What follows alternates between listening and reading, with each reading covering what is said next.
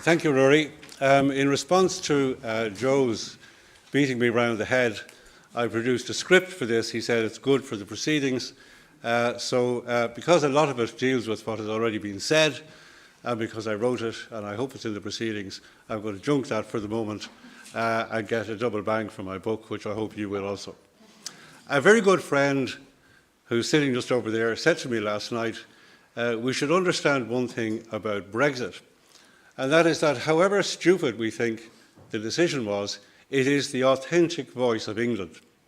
And when you look at the pattern of votes, that becomes very clear. Scotland voted by majority against Brexit. Northern Ireland voted by majority against Brexit.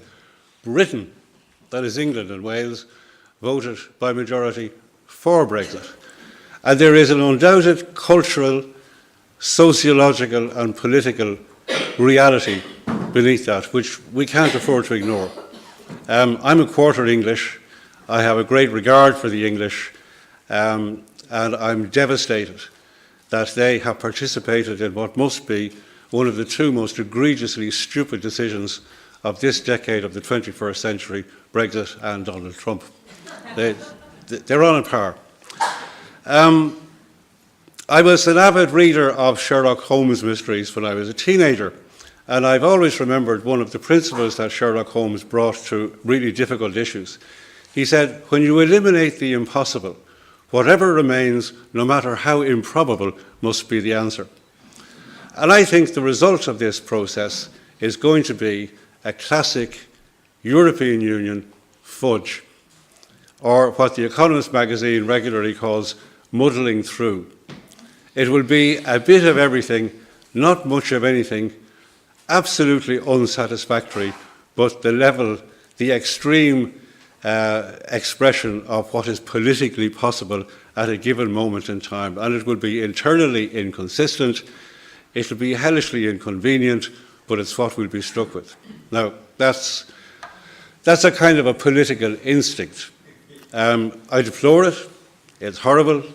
Like many of you here, I find it intensely frustrating to find that 28 heads of state and government find it so difficult to make coherent decisions about the most important issues facing us, but that's for another day, perhaps.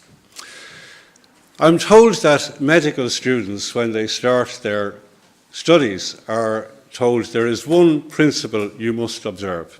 First, do no harm. And that, I think, is something that politicians should also be told, and certainly the negotiators for Brexit should bear in mind. It's in nobody's interest to have a Brexit that completely cuts the UK off from the civilised community of Europe, that creates additional problems in trade, in economic development for 27 EU member states and for the UK. There is absolutely no point for anybody in cutting off our nose to spite our face. And that's what a hard Brexit would be. And that requires a certain amount of thinking on both sides of the issue in order to make sure that we don't do something unnecessarily damaging to the people of 28 member states, and I include the UK in that. There's another thing that people should be conscious of. Mathematicians for a couple of thousand years have been trying to square the circle without success. You know, the area of a circle is pi times the square of the radius. Pi is 22 over 7. I have a family relation, a 16-year-old brilliant girl who can remember pi out to 200 places of decimals, and that's not anywhere near the end of it. So the square root of pi that you need to calculate the side of the circle hasn't yet been calculated. So, you know, these things there are some impossibilities. And Brendan's talked about red lines and the reactions to red lines, and they're in this same order of ideas as squaring the circle. There are some things that we can say with certainty. If at the end of this process, the United Kingdom is outside the EU customs union and outside the single market, then there will be not only a hard border, but a hard customs border between the UK and the rest of the EU, including the Republic of Ireland. And that means no matter how much technological ingenuity we bring to it, that means substantial extra cost in terms of tariffs and in terms of customs procedures for people trading across that border in both directions. And that's something we could actually do without. But if the UK is outside the customs union and outside the single market, that is what we'll have. No matter what we might wish, no matter how frictionless we would like it to be, no matter how easy we would like it to be, there will be those extra costs that we will have to deal with. And that means some things for us here in the Republic, because quite apart from our direct trade with the UK, with Northern Ireland and with Great Britain, a lot of what we export to the rest of the EU, and indeed the rest of the world, and a lot of what we import from the rest of the EU and from the rest of the world comes through the UK, comes through Britain and Northern Ireland. A large proportion of our roll-on, roll-off and container traffic goes through the port of Larne on its way to the UK and further afield. A large part of our goods that get exported to the rest of the world through places like Rotterdam goes through the UK. And we will incur, in the event of a hard Brexit, we will incur extra cost on all of that. We need to find ways of reducing that cost. We need to do it anyway. And that means we should be developing facilities like Rosslare Port, like Cork Port, an extra runway in Dublin Airport, and an electricity interconnector between Ireland and France in order to give us more options whether or not we have a hard Brexit. So there are clear requirements that we should be meeting now, that we can be meeting now, and that should be given priority now to deal with the prospects of Brexit, and in any case to deal with the kind of development we need, even if Brexit, by some miracle, were not to happen. We have a huge interest in developing our connectivity with the rest of the world and in expanding the links that we independently have without relying on the facilities, important as they are, in the UK. Personally, I can see a pathway for the UK in pursuing the insane decision that the electorate took. I'm not in politics anymore, so I don't have to be so polite, and I can say quite honestly, the electorate sometimes makes very, very bad decisions. My departure from the Dáil in 2002 was one of those terrible decisions. As they say, you know, in the bar in the Dáil sometimes ruefully, and you won't hear this, the people have spoken, the bastards. You know. But I see a way through this. Marion referred to the Great Repeal Bill. It's been renamed now. Personally, I thought that was a piece of genius. And I wrote about this in the Sunday Business Post, I think last February. The Great Repeal Bill does a very simple thing. It converts all of the EU legislation into British legislation.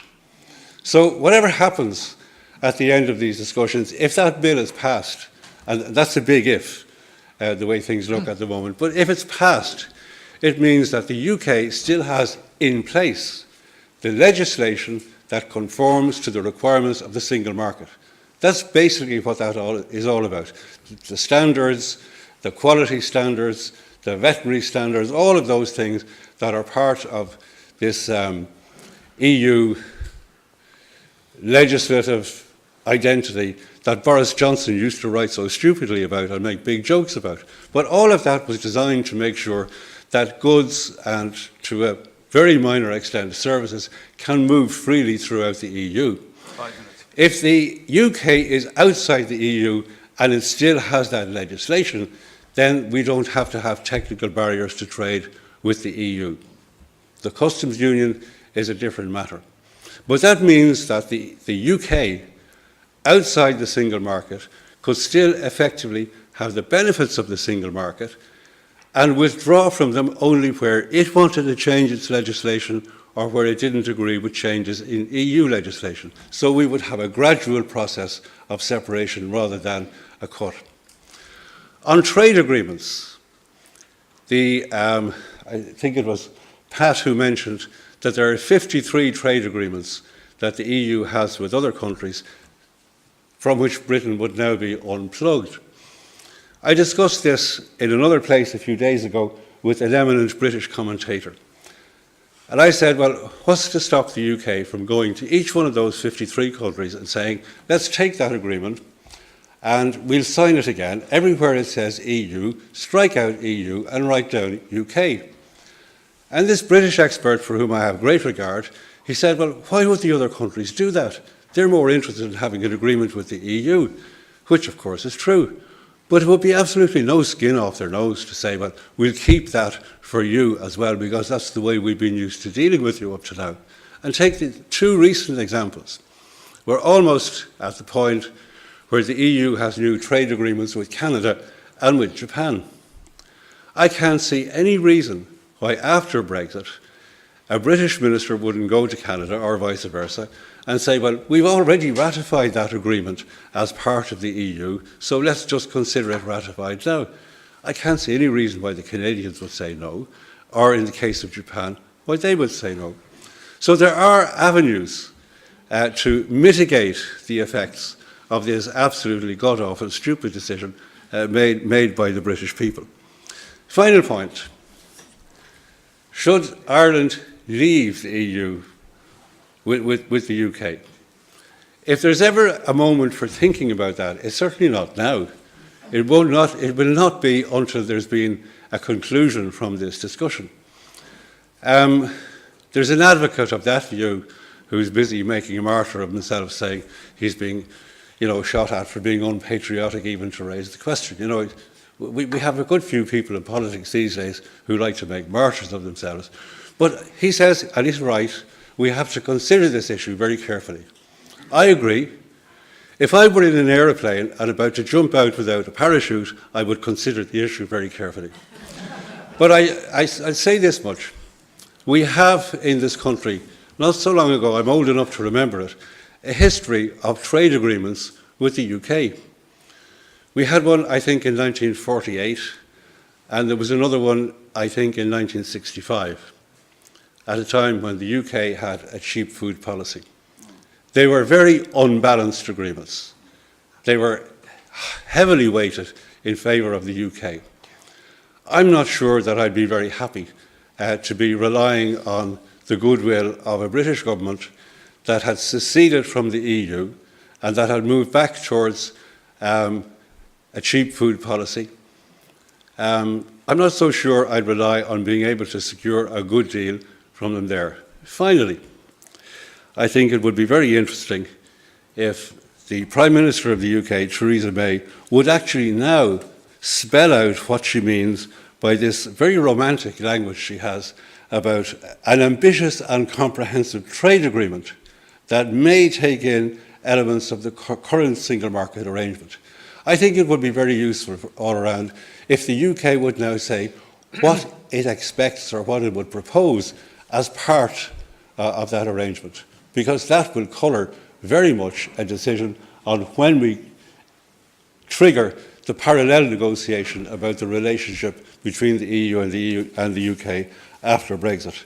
And I think it would be very useful also if Arlene Foster could tell us what she regards as a sensible Brexit, which she's spoken about, and whether and when she will get an assembly together in Northern Ireland to define it for us. Thank you.